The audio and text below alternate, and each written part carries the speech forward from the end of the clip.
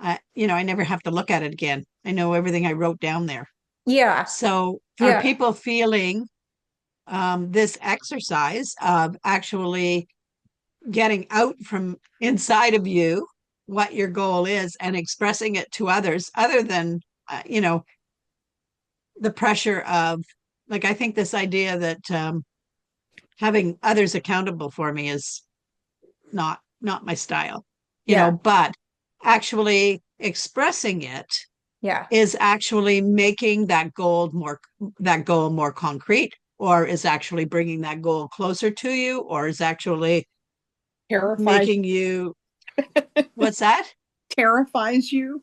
Terrifying. Well, I think, yeah, that's Such a okay. valid point. And I do hear you saying two things, Debbie, and Anne touched on one of those, which is those two things are like there is actual science to speaking our goals to other people and writing our goals down.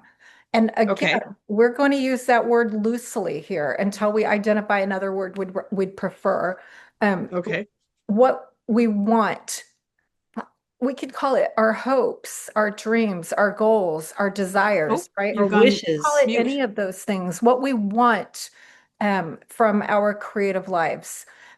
So that can really help us um, to achieve that. There's science behind it. There's some astronomical increase. It's something like 65% if you look it up. If you write your goal down or you share your goal, it's really high percentage that you're going to be more likely to actually achieve that goal.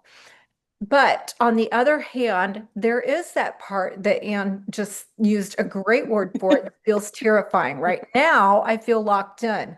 Now I might have to deal with the embarrassment of people knowing that I wanted to do that and I'm not doing it.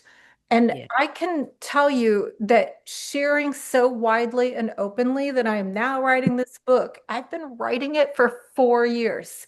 And I know from following other authors that that's not out of line No. for the process of writing when you're not able to dedicate your entire working life to writing, right? But it comes in waves for me, my ability to get into that part of my creative process. And it's the same for our creative process, whether it's a physical piece of art or our gardening or our whatever our creative outlet is, right?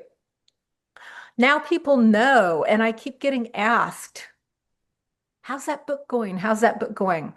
And what happens then is it stirs up our inner critic messages.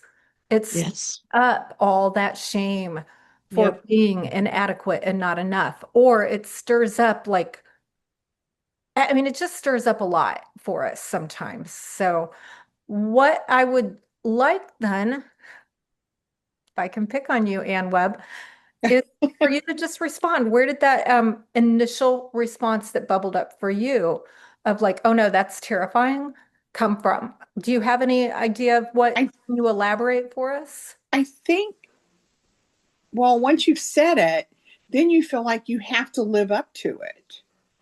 And I think sometimes you just it can be a little overwhelming. That, oh my God, now I have to really live up to this. Yeah.